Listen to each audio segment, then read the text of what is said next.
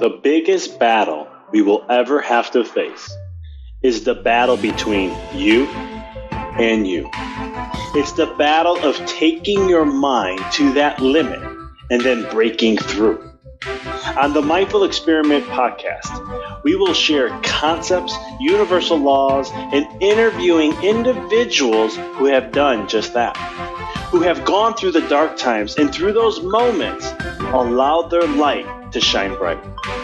I'm your host, Dr. Vic Manzo, and I want to thank you for listening to the podcast and taking this journey with me as we discover different avenues to break through those limits, expand your reality, and evolve into the person you desire to be. So sit back, relax, and enjoy the show. Hey everyone, this is Dr. Vic, and you're listening to The Mindful Experiment. As each week, we share an episode of someone that we interviewed, had a wonderful conversation with, to pick their brain, to share what they're doing for the world and how they can help. In this episode, I'm bringing back a guest, someone who I had such an amazing pleasure to interview. I've done their work. I've done his 21-day workshop and so much more. I love the soul, the essence of who he is. He's really a brother to me, and I've only known him for a very short period of time, but he's an amazing individual doing some wonderful work. We have Niraj back on this show. You can check in the show notes of our last episode we did. It's been over a year. And we discussed things on the neuroscience of breathwork and the importance of it and how it interferes and how it changes your neurology and so much more. In this one, we went and had a more relaxed conversation. You'll hear the passion of Niraj. We get into a little bit of COVID. We get into a little bit of the breath itself. We get into some procedures of what can we do from a holistic standpoint when it comes to life, health, and so much more, and how to view it in a different way. Of course, he's going to get into the breath and how that influences things, how it changes things, how it can radically improve your life, how it's not the end-all be-all, but it's one of the factors of the holistic model and so much more. So I had such a great time on here. I could have talked to Niraj for hours. We did go as long as we could, but he will be back on again soon to be able to have even a more deeper discussion. But without no further ado, here is the renegade pharmacist and the creator of SOMA Breath, Niraj. Niraj, welcome back to the show, my friend. Absolute pleasure, buddy. I just love the work you've been doing. We had you on a little over, I think it was like a little over a year and a half ago. I was wanting to have you back eventually. This is like the perfect time to have someone like you, your mind, your awakeness. You've taken the red pill, as we were discussing beforehand, getting on here. And it's just great to have an individual like yourself and what you're doing, but also the awareness level where you are when it comes to everything that we're dealing with in life today. Great, man. It's an absolute pleasure to be back. So, last time I had you here, we didn't have all this COVID stuff going on. We didn't have all these lockdowns and so forth. I think one of the things that I think is very, when we look at all this and how things are going with life, I think one of the things you're doing with SOMA Breath work and all that, I think that's a critical piece in helping individuals really handle the adversity, right? Because this year has been pretty much a massive up and down global effect in the world. And you have a tool that you've been presenting with the world to help massively in this type of process of what's happening. Yes, indeed. So actually, there was a while ago, somebody, I think some doctor in England posted a video on breathing techniques that he was sharing with his patients and giving a lot of benefits to his patients to get the oxygen back to the cells. Well, yeah, breathing techniques definitely help get oxygen to where it needs to go. So we have actually, through our SOMA Breath community, which has grown quite a bit since we last spoke, actually, we've got over 1,000 instructors and we've got amazing people, delivering these techniques and getting fantastic results, especially, well, actually, you know what, to be honest, there's not that many people in our group who have had COVID or know people who've had COVID. It's quite a small group of people who have. I mean, our group's like 30,000 almost people, but the amount of people who've actually responded to say that they've suffered from it has been quite small. So Um, what we found though was that there were quite a few amazing stories of people who claim that they got incredible results from our SOMA Breath course and our techniques. And our techniques are very simple, based on pranayama, but we've made it a bit more fun with the music, and we use this one technique called kumbhaka, which actually really strengthens your whole nervous system, cardiovascular system, and also helps get oxygen to where it needs to go. It's like a very powerful method, and that's why in pranayama it's like the most revered breathing technique. It basically is about breath retention, holding your breath in specific ways.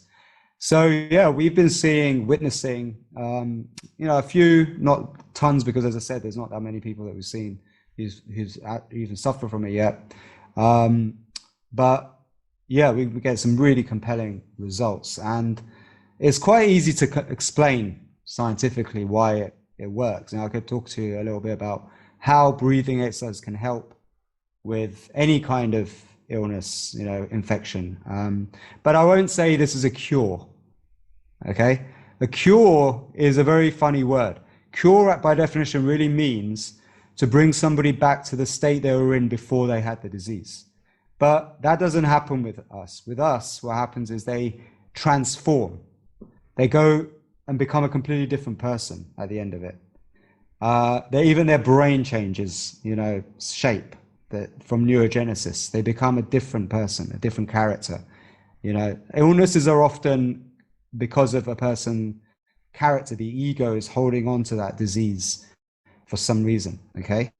And when you can rewire that, breathing techniques are one powerful way of doing that. Chiropractic's a way of rewiring the brain too. It's very powerful. You can actually bring about healing of chronic issues. But acute infections is kind of a slightly different ballgame, because, healthy people can also get the flu, the colds, it happens, But what we can do is prevent it from coming to you in the first place. But we can also minimize the harm it does to the body, right? That's what a holistic practice like what we teach can bring. And what I've now done with SOMA Breath is we've gone kind of beyond breathwork. Before it was primarily a breathwork school, but now I brought in the extra layer because I realized that actually you can't just do breathing techniques and that's it. It does improve your health quite considerably, just that alone. But to really make a difference, you need to be holistic in your approach. And the way I actually healed myself, which a lot of people would ask me, how did I do it? When I had the ulcerative colitis, autoimmune condition years ago, it was a holistic approach. It was a change of diet. It was a change of lifestyle. It was a change of how I breathe. It was mind reprogramming. It was releasing emotions that had been trapped in the body. So many aspects that had to be dealt with, and breathwork alone can't do all that. So that's why yoga is a system as it is. Pranayama is just one branch of it, and there's a few different branches. And in SOMA Breath now, we bring in all those branches, but we bring it in a way that's more fun, easier to manage, more enjoyable, and to also teach. So the music adds a big component to it. So that's what we've evolved into now. We have like a master certification. We have many people taking that, having amazing results. Because the thing with what we do with Ayurveda, and the interesting thing with Ayurveda, is that it's not a one-size-fits-all approach. Problem with mainstream health is that it tries to blanket everybody and put everybody into an average. And here's the big problem with that. So if you were to take the population and work out the average blood pressure of that population, okay, if you were to plot everyone's in the population's blood pressure, you're going to get like a bell-shaped curve. It's going to be like this, okay? And in the middle is the average, which is 120 over 80, okay?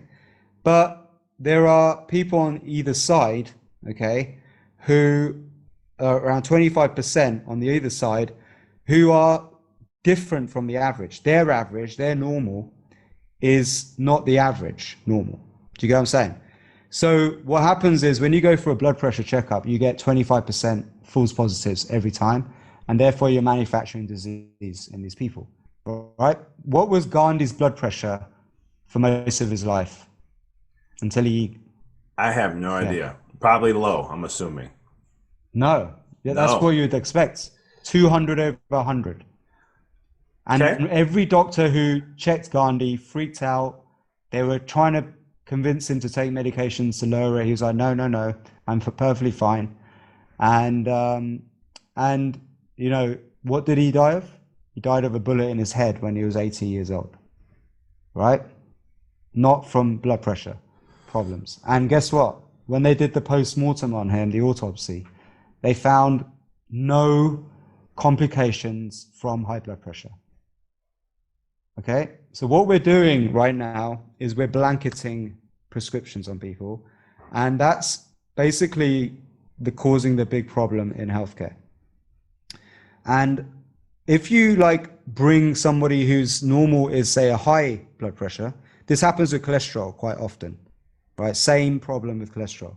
If you add cholesterol-lowering drugs to somebody whose normal cholesterol is higher than yours or mine, you're going to cause them side effects, and they might even lose their brain function and get Alzheimer's and other things.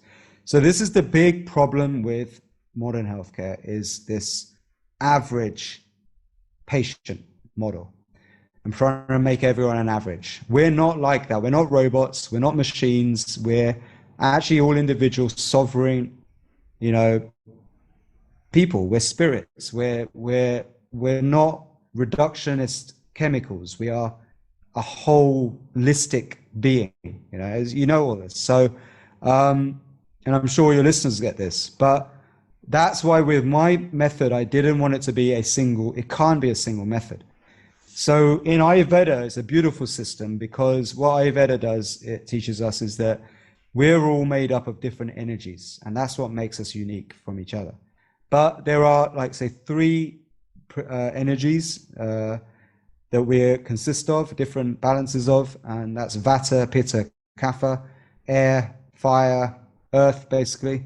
And we can, through a series of questions and the answers to those, figure out what is our predominant energy type. And then through that, you can start to customize lifestyle plans for people that are more customized to who they are, their truth. And this is what we do. So now what we do is we use Ayurveda to use as a diagnostics tool to find out who a person's energy type is, to then be able to guide them and teach them. Okay, a doctor should teach methods, not they shouldn't have all the power. They need to give the power of knowledge they need to empower patients. That's what we do. And the idea is then we can then create a total custom program for that person, which can be adapted and changed as they change, their energy states and everything changes over time. And because of that approach, we're having dramatic results, like phenomenal results. And this is why in India, Ayurveda is very popular now. It's become more popular than probably ever before. It's why Prince Charles goes to Ayurvedic centers, you know, to get treated. He doesn't go to Royal Berkshire Hospital. He goes to India and goes to a top Ayurvedic clinic. All right? That's the truth. That. Just do what the royals do, and you'll find out the right way to do things. Well, it's always funny. And I love your message. I mean, you know, it's a whole term, right? Holistic. We can look at it as the way they spell it, HOLISTIC, but I always look at it from whole. Like, you can't, you know, modern society, as you were saying, modern medicine is always that A, B, get to C, right? You have this issue, take this drug, get here, you're good, you're solved. Or even and I have it as a chiropractor, you know, because again, how the conditioning in America has been about chiropractors is, hey, you're just a neck pain, back pain, headache person. That's all you do. So when you have those issues, go see the chiropractor. And it's like, but I educate my patients day one. I don't treat anything. I don't treat a cause. I don't treat a symptom. I don't treat a pain. I don't do anything of that, because that's not what I do. There is no one. And they look at me weird. I always get this look like, what the hell am I doing here? Kind of. I wish I could get in their brain just for a second when I tell them that. But then I'd switch it over and I'm just like, hey, listen, there's no adjustment that does this. There's no adjustment that does that. And so I love that, because the approach is when you look at bringing health into a whole realm, you have to take every fabric of it, right? I love how you said breathwork can't do everything. I always tell people the same thing. Chiropractic can't do everything. I educate a lot of my patients on, I go, hey, go check out when I see their, because I use heart rate variability in my office. Good. I'm Us assuming you're too. very awesome. Yeah. Yeah. And so we have chiropractors have a certain algorithm that they use in the company that uses the software. But I can tell after a certain period of time, all right, your lifestyle is not supporting you to be healthy. It's not supporting Mm. you to be optimal. And so then we start looking at what are facets, right? I can look at diet and all those things, which I do get into later down the road. But one of the things I really go to is the brain, because as chiropractors, we've always said 80% of people's issues is a mental emotional issue. Yes. 80%, right? And I know you know this stuff already. And one of the things I always recommend, I go, hey, do some breath work. SOMA Breath is one of the ones. I know you know Wim Hof very well too. And I'm always sharing those types because I'm like, this is a good beginning point to things. Because if I can get your tone down, because I'm doing the foundation, but if you're refiring that nervous system back up, I need you to condition it on your own and build habits so that we can get it down to stay at the level we want to be at. But when you're looking, and I love how you brought blood pressure. You must read my mind. As a guy, I'm not like a big guy or anything. I mean, I'm 6 foot, 225. I've always, and one of the It's things pretty is with, big. but with that muscle mass, right? You know, they say with more muscle mass, you're going to have more arteries, which means you have to All have the higher. chiropractors I know are ripped. They're all like phenomenally healthy. Compare that to my uncles and aunties who are all doctors. Oh my God. Well, we It's have to, just we live health, that's what we do. But yeah, all the guys and the women I work with I'm very close. Like the ones that are like really pioneering chiropractic to the next level, they're the epitome, right? Epitome of health. I mean, you look at them and it's not just about yes. looks. I mean, they're in great shape, but it's their energy levels and what they're doing and Yeah. how they play at this high peak performance all the Mm, time. I love it. But you brought up awesome. something I thought was very fascinating because this is me in the sense when it comes to blood pressure. Even my physiology teacher, when we were doing testing, because we were testing just blood pressure, and we would go get an adjustment. We're doing the whole study on how they one adjustment, how it can lower blood pressure over a period of time. Not a treatment. It's just we're stimulating the parasympathetics in the body. For those who are listening, that's the calming, the resting, the repairing, the healing part of the nervous system. And once you do that, then blood pressure will drop. When they check my blood pressure, I'm usually like 105 over 65. That's just normally Oh, me. So he oh, yeah. checks it. He looks at me. He goes, "Are you okay?" I'm like, "Why?"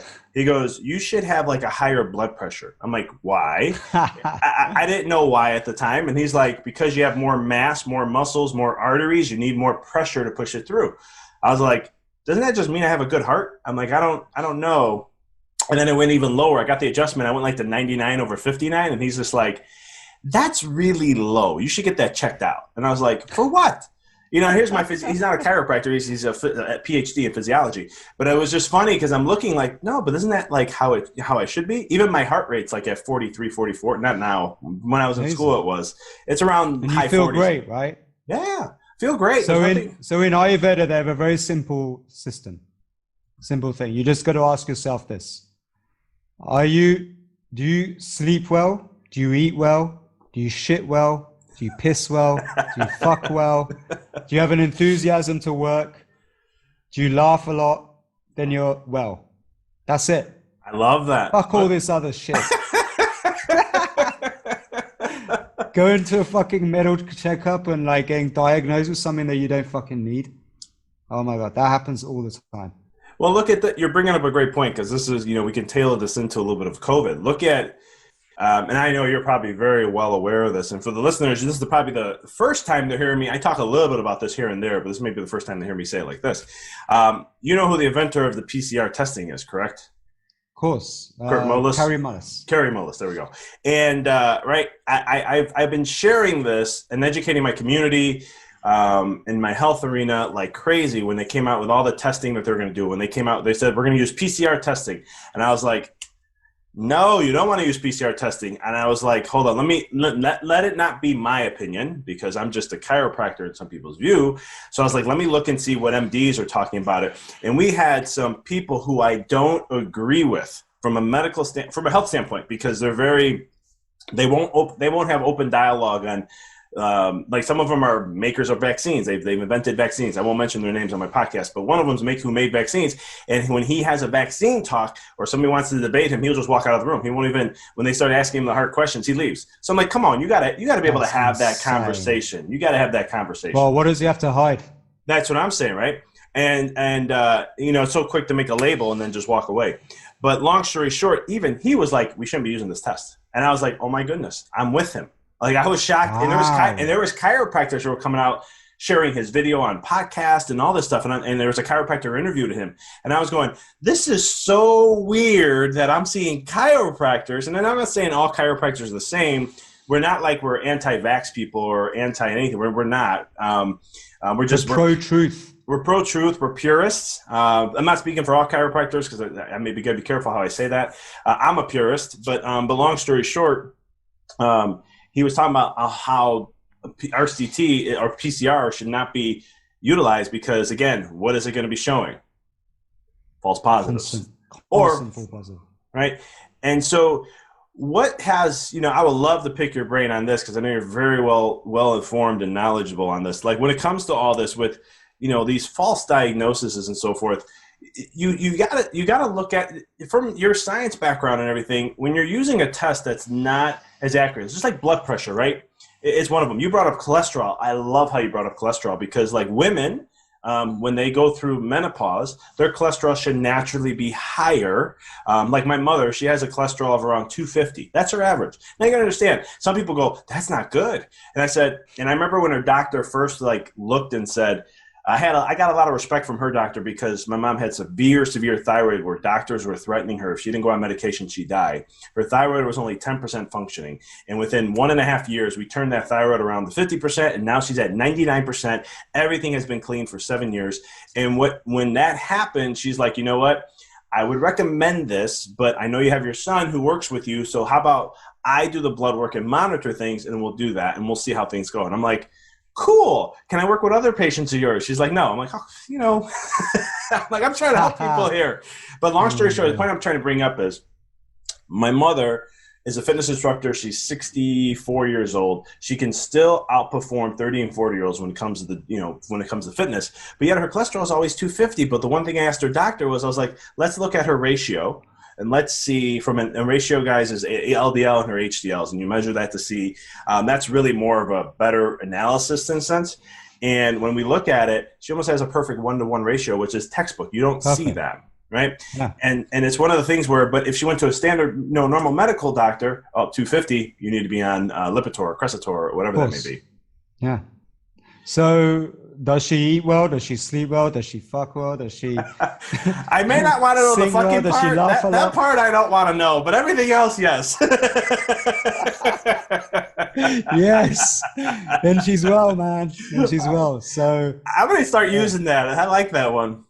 It's very simple science, It's very simple. So the problem is this is a big problem, and it's the fear associated with it. It's black magic, basically. Hippocrates actually says very clearly, never make profit in a sick room. Now, take that one message of his, right? And then transfer it to what's going on in the world today, right? That's all that's happening is profit from sick people, right? And that's where the big problem is. When there's profit potential out of disease, that's what humans lose all their moral code and ethics. Everything goes out the window. Done. The devil comes out to play, right? That's what Hippocrates was. He was so wise that he wanted to prevent all the problems that probably happened in his time, right? He was probably like, look, I have wisdom here. This is the rules we've got to stick by. Let food be thy medicine. Simple rule, right? And first, do no harm. How many of those are still practiced now? Very few. Chiropractors practice them all the time. What we do with SOMA Breath, same thing, but the medical industry does not. And the problem now is that they've become so powerful that we are all under fear of doing the right thing. What a bloody nonsense. That we're scared to do the right thing. That we are being forced to now do things, and say things or not say things out of fear of being like fined or kicked out or shut down, and all kinds of madness. So the whole thing is like fear driven, it's fear based, and it's horrible. It's like fear is the worst thing you could ever have for your health.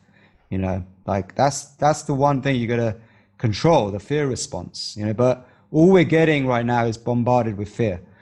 And so if I was to like check you today for cancer, you're going to have cancer. You're going to have 5 or 6 different types of cancers, maybe 10 or more.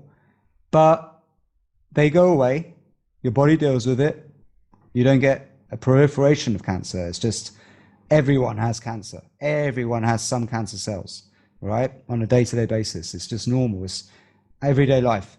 But what happens is you go into a surgery. And this happens with cysts, women with cysts a lot. You go in for a regular checkup, and the doctor says, "Oh, found a cyst.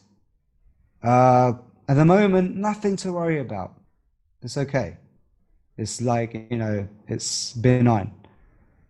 And then you're like, "Oh, great." And you're about to walk out of, but then he goes, "But there is a small chance that if you don't take this drug or don't do this, then you could turn into," and then that's it. Once you're told that. So there's a doctor I'm quoting a lot from this one amazing doctor who I worship. Like when you have a guru that you've got to always give respect to the guru. And there's one guy called Dr. B.M. Hegde. I believe he is the father of medicine today. In today's age, he is today's Hippocrates. He basically is a top doctor in India. He has the highest awards you can get. He's a cardiac surgeon. He's super renegade, pioneer of so much incredible stuff. And he's made millions of views on YouTube, massive following online. And he's like 80 odd years old. He's a rock star. He's got more energy than most.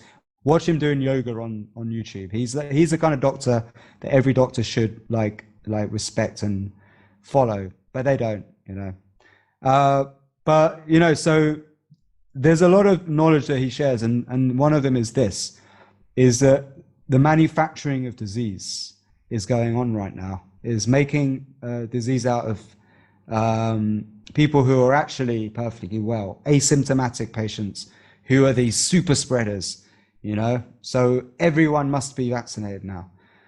And that's like kind of scary, the thought that we need to vaccinate every single person in the world with something that hasn't been proven yet or tested. But here's the thing: the CEO of Pfizer doesn't want to get vaccinated from his own vaccine. He made that press announcement. Trump's already said he's not going to have it, and the White House ain't going to have it. So what the hell's going on here? Shouldn't they all have it right now? And then at least if it was honest and done properly, and I would want to make sure that they actually pull out a vial that is injected into everyone. No, not some special secret one reserved for them, but the actual one that everyone else is going to get, and do it live in front of everyone. That will just alleviate all of the fear of everybody. It really would. But whether they do or not, I don't know.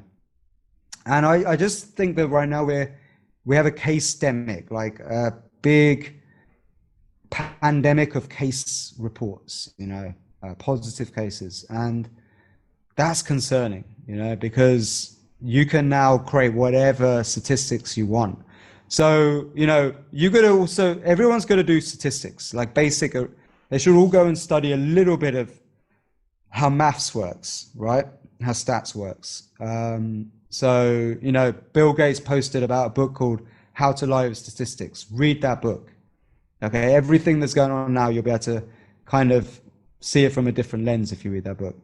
And, if you look at the actual study data of these new vaccines, you've got to take into account absolute risk ratio versus relative. The risk ratio right now that they're putting out there is 95%. But actually, the key metric is absolute risk ratio, right? Which is actually around 1%, absolute risk reduction, versus the relative risk reduction, which seems way more attractive than 1%, which is a true real metric you need to look at. And the BMJ have been reporting very well on this, the British Medical Journal, who are warning us about the rushing of this treatment on an unsuspecting, uninformed audience. And they're saying we must look at absolute. So my knowledge on this comes from the British Medical Journal. So don't shoot the messenger here.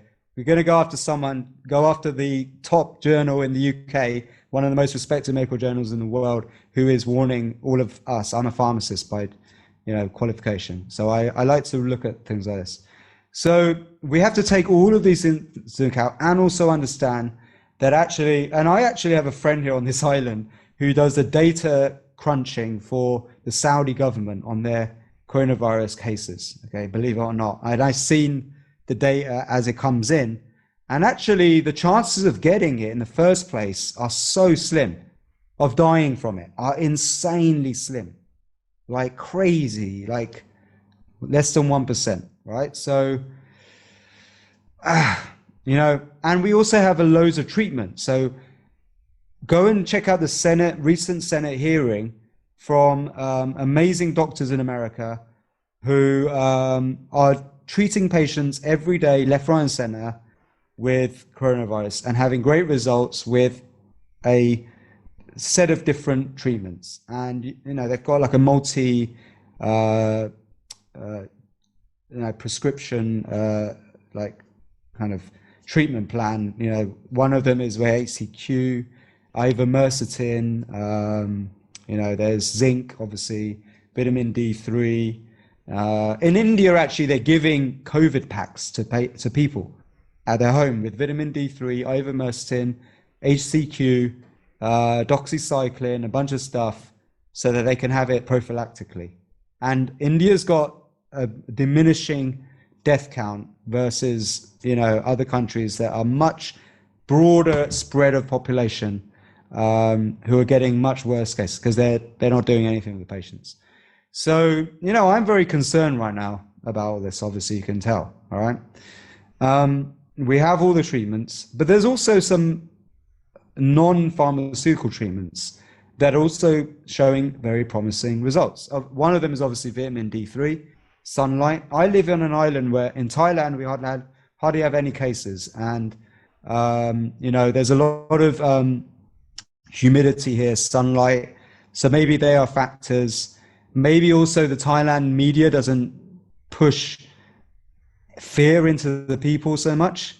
So I don't know, like we don't see anyone popping off around us, So there's something to be said for maybe sunlight, humidity, and talk about humidity. So an ancient Ayurvedic treatment, tried and tested, the old grandma's remedy as well, for colds and flu and coronavirus is a cold. Don't forget that it's a common cold.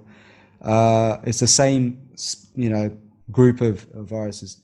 Is simply steam inhalation, right? I just got sent a test, like a whole testimony from a famous Ayurvedic clinic in India, where 4,000 patients have been treated through steam inhalations every day, and other kind of immune supporting things. But he says primarily steam inhalation is the thing you need. The reason why, you can look this up, viruses in general do not like high temperatures. They get killed by high temperatures. Okay?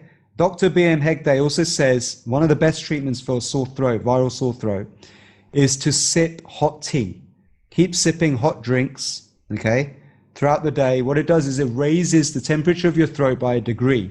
That's all you need to do to kill that virus. Raise your internal temperature. What is that called? Fever. So what does your body do when you get sick? You make a fever, right? So a bit of temperature, fever, is necessary to kill the bug, because the bug doesn't like it. It doesn't replicate. But what do? We pump them full of paracetamol, right? Patients full of paracetamol, which brings the temperature. You only do that in very serious high temperature cases. Most people don't need paracetamol ever in their lives. People take them willy-nilly, like, no tomorrow. You don't need them so much. And And paracetamol, unfortunately, every drug goes to the liver first. It's called the first pass effect. Any chemical you ingest goes to the liver. And what we have a big rise of non-alcoholic cirrhosis of the liver. So you're getting fatty liver, right, caused by chemicals, because people are consuming chemicals, the medications, they're causing liver failure, and people die of the liver problems. So this is a huge problem. Huge is the amount of chemicals people are being filled with on a day-to-day basis, and pollution and all that. So why put in more of that when you don't need it? So you should only use drugs when it's a last resort. That's the Ayurvedic system. Always do no harm. Do whatever you can to prevent. Social distancing is important sometimes, okay? Namaste there's the Indian hello. You don't need to shake hands with somebody who's sick.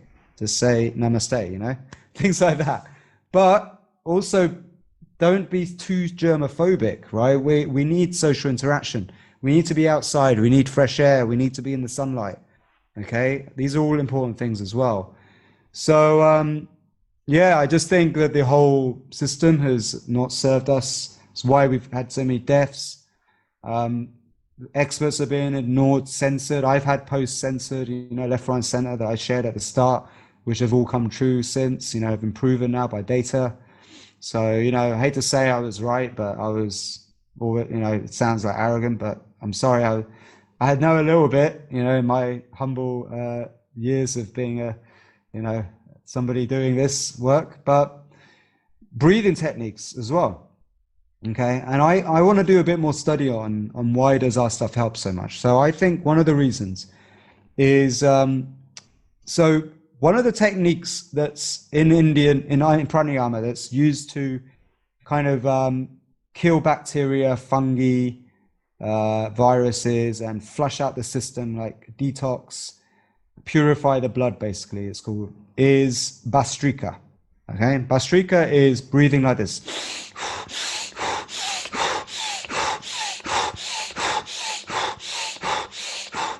It's a bit like the Wim Hof method. So you do that for a minute or so, and you start to feel hot, and you actually induce a bit of a temperature.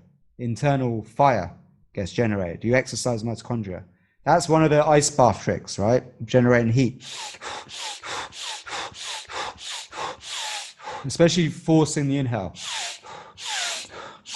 What do? You produce a short burst of adrenaline. Acts a bit like dexamethasone. What's dexamethasone shown to be good for? Coronavirus symptoms, okay? Is one of the things that they study. But you can produce your own natural steroids by just fast rhythmic breathing for a minute and then hold your breath, okay? And that corrects the physiology, because you don't want to keep hyperventilating. You just do it for a bit, okay? So you generate that heat, and also what you do is you change the pH of your bloodstream. And when you change the pH of your bloodstream, you create an alkalinity. So you're slightly going more alkaline because of the excess oxygen you're producing and blowing out carbon dioxide. You're bringing in more oxygen, you're breathing out carbon dioxide. So basically, what happens is you alkalize the system for a short period. And I think if you look at how HCQ works as an antiviral, okay, remember it's been used for malaria and many other drugs in the past, many other viral diseases and other autoimmune issues, is it works, I think, and I need to double check this, so you can check this yourself, by creating, it's worked with alkalinity around the cell. So, and alkalinity prevents the virus from getting into the cell in the first place and causing infection. So I think that Bhastrika could be an ancient technique. We need to study it. We need to look at, I'm not going to say it's a cure, but I'm trying to explain why we get such good results. But it could be a natural antiseptic, basically, a cleanser, okay? So that's the only way to really change your blood pH is not through diet. That's not actually how you change. It's through the breath. The breath is the fastest way to change, and probably the only way to really directly change the blood pH. And I think it has a antimicrobial effect. but you must always follow that with breath retention. When you hold your breath afterwards and exhale, okay, and hold your breath for a period, it also induces a positive stress response, and it creates a state called intermittent hypoxia, lower than normal oxygen. And that produces this adaptation in the physiology towards having less oxygen. And the benefit of that is you get better cardiovasculation. You actually get better blood flow going to your heart and into your brain. And it prevents things like blood clots, thrombosis, atherosclerosis, plaques, and forming as well. This is all stuff you can look up. We have a whole section on our blog about this stuff. And this is also the mechanism of action of Wim Hof method, why that works so well as well, is that positive stress response. So I've created a system that is rhythmic breathing. Rhythmic breathing has another benefit of creating coherence. You're into HRV, so when you breathe in and out at the perfect rates, you create this state called coherence, where your heart rate variability goes like this, okay? And that is a beautiful physiological state for optimum heart-brain balance. But that is like a form of Bastrika, but rhythmic Bastrika. And then that allows you to then hold your breath for long periods. That's called Kumbhaka.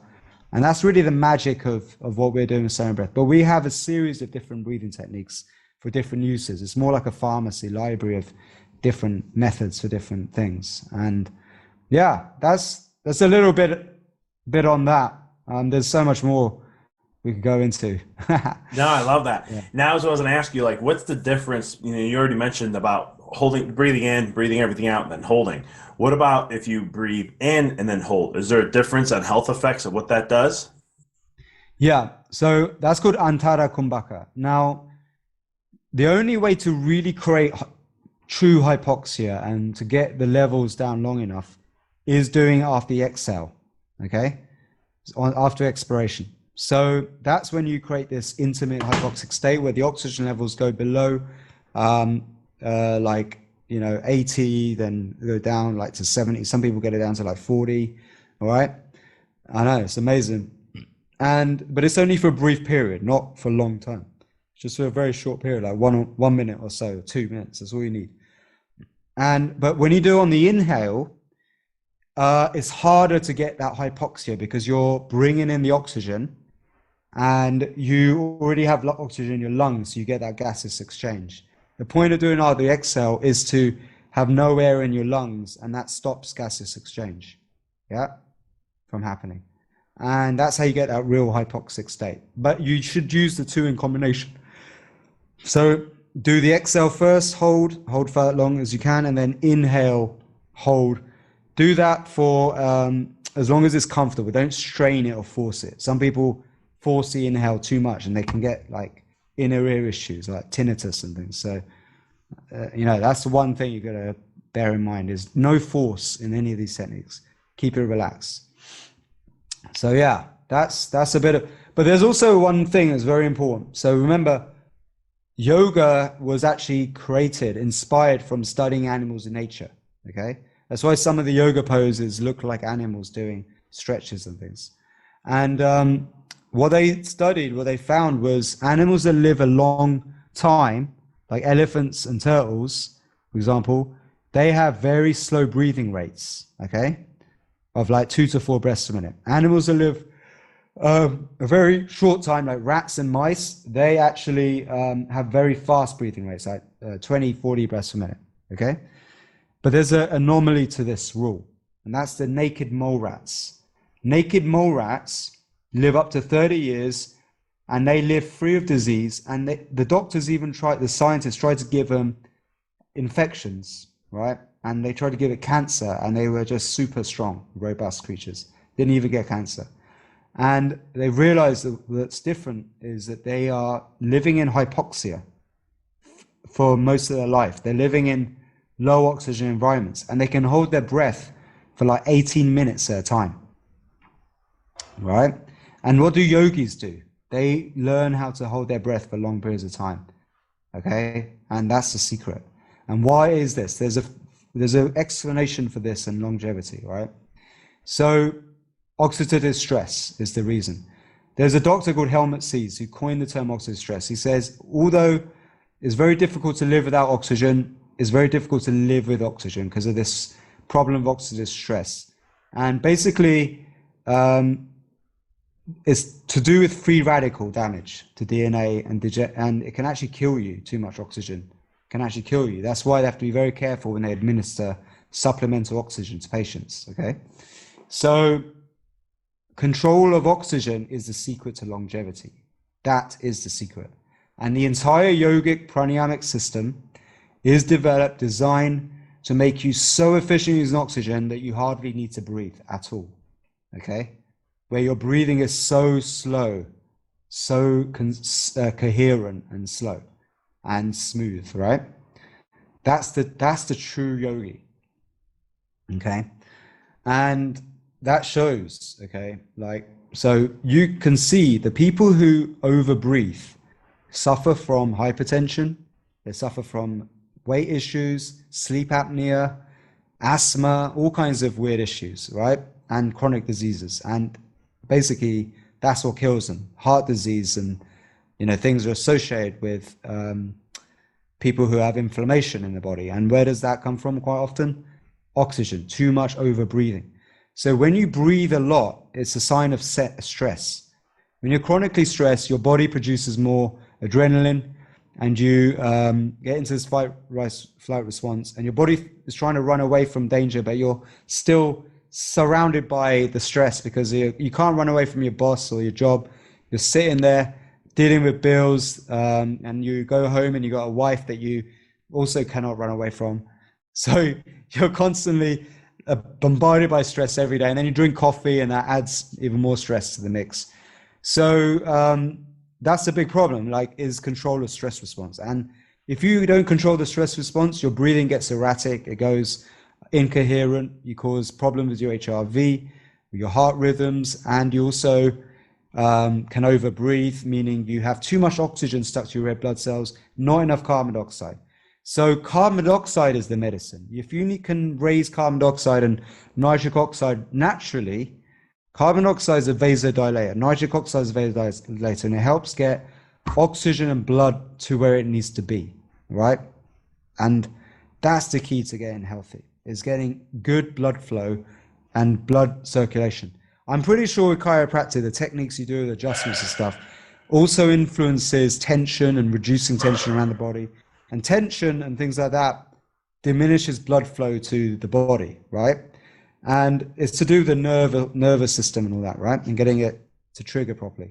So if you get chronic tension, that usually leads to chronic pain. And chronic pain really is just tension. And tension comes from overthinking, overbreathing, stress, worry. So the entire system of yoga is all about calming the nervous system down. Chitti Niti Nirodha is all about calming that's the mantra. Calm, bring tranquility to mind. That's the secret to success and health and wellness and happiness. And when you calm and relax, and you'll find that there's a lot of cases of spontaneous remission from Christian faith healers, okay, and Reiki masters. What's happening is that a person is lying there for the first time being cared for. And maybe it's the first time they've calmed their mind and switched off. And what happens? The body goes from defense mode into relaxation response and rejuvenation mode, and tension releases and blood flow goes to the diseased area and healing occurs. And that can sometimes be enough to awaken the person. So that's why we call our course, the 21-day protocol, the awakening protocol, because it's all about awakening your whole physiology up to what it should be. When you become a fully functioning human, a holistic human, with both left and right brain working in harmony with each other, and each brain being taken care of, your gut brain, your sex, your heart, everything in tune. And when you're in your element and your flow and you find your passion, that's when you can really thrive in life. And that's what my whole system is designed to do. I love that. I think that's it's solid stuff, and everything you're sharing here is really good. Is this why then I've heard many stories of yogis? I don't know if this is an old practice that they used to do, where they'll take a master yogi and they'll go ahead and put 6 feet underground, put them in a coffin, seal it up, and they'll come back and visit 3 days later. And then they'll go, or a week later. I've heard some stories. I've heard Deepak Chopra talk about a week later. And then they'll go ahead and come back and they open them up and they'll be like, good morning. Is that part of like what you're talking about, like the training of hypoxia, hyperoxia, just knowing how to utilize oxygen in those ways? So what do animals do every winter? Hibernate. So this is just human-inducing hibernation. That's what it is. Yogis have figured out the science of mimicking animals in nature. What do reptiles and birds have? I was going to say cold blood, but that's not true.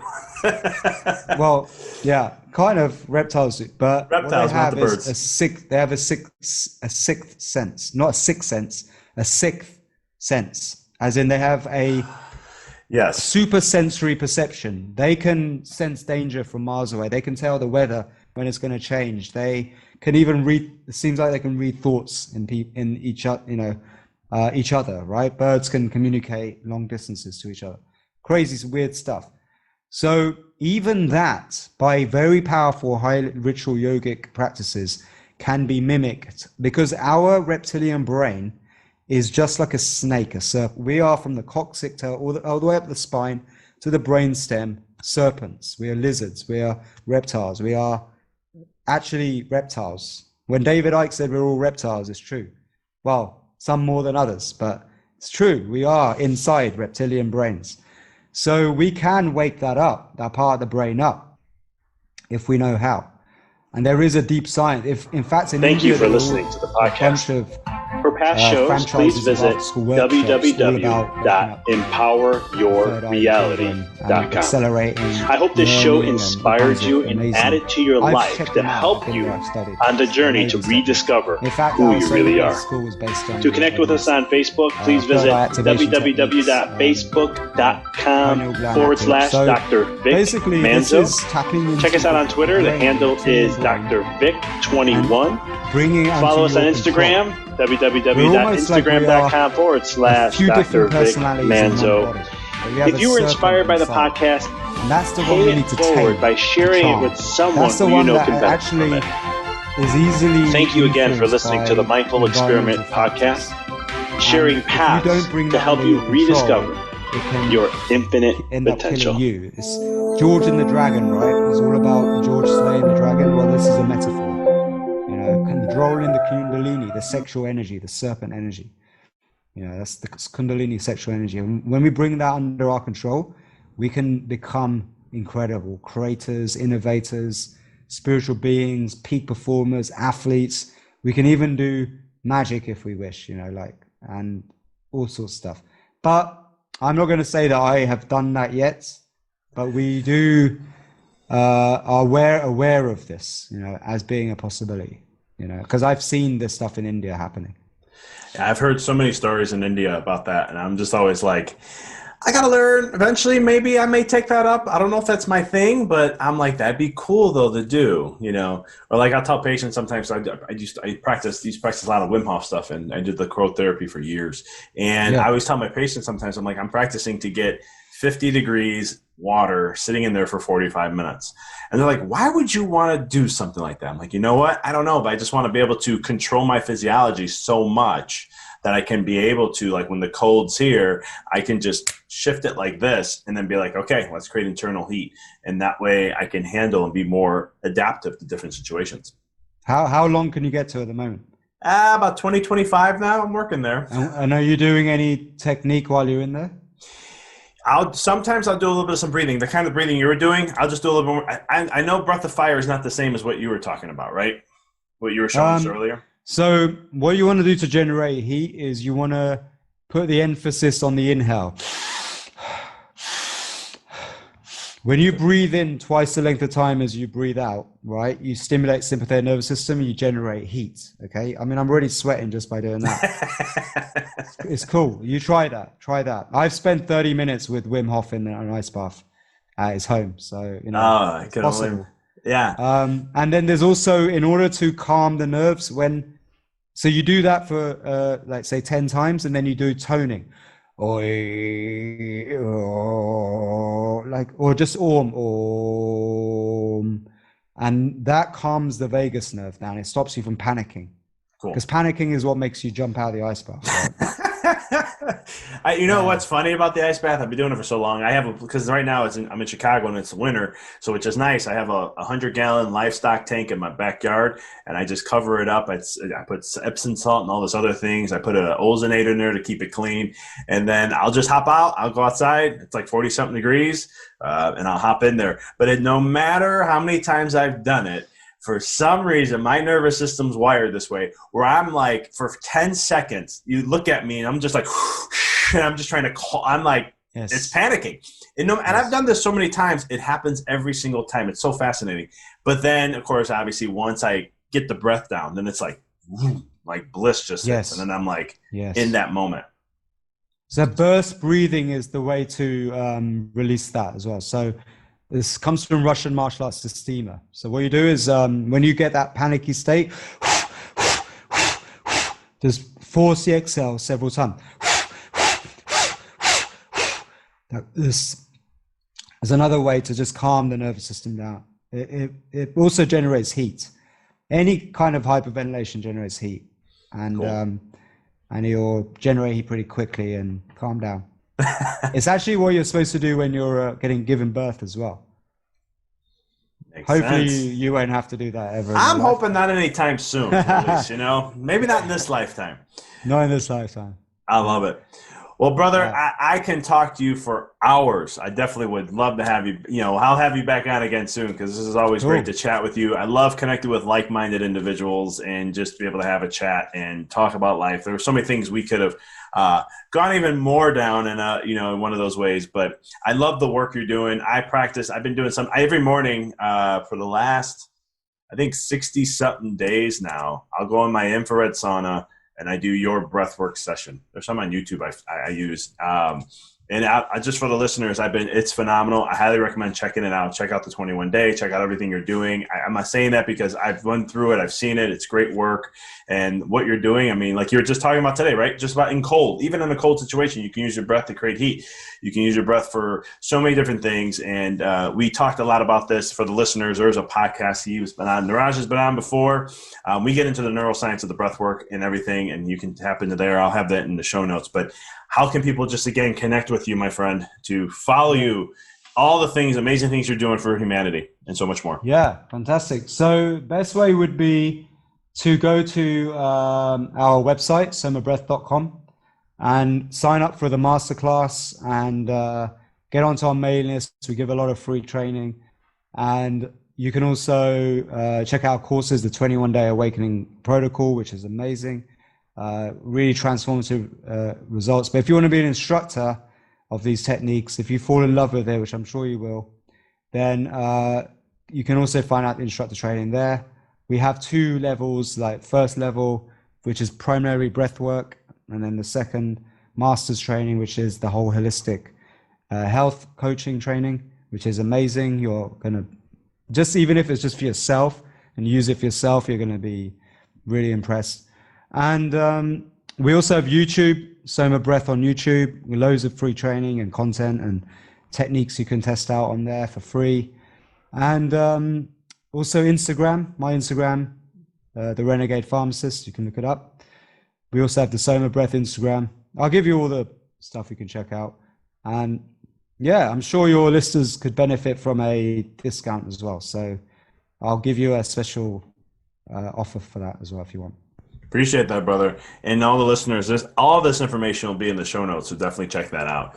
Niraj, my friend, I appreciate you. Amazing to have you on. Well, I'm glad we're able to connect again, and I'm looking forward to definitely having you connecting in the new year to share more of your wisdom and picking out some fun topics just to chat. It's a fresher breath air, I always say, to be able to connect with someone who's like-minded, aware. I don't like to use the word awake. That's been, because a lot of people can manipulate that term, but just aware in your level of awareness on different facets, right? It's really, really great to connect with. So appreciate everything you're doing, my friend, and thank you. From one human to another. For sure, brother. Respect.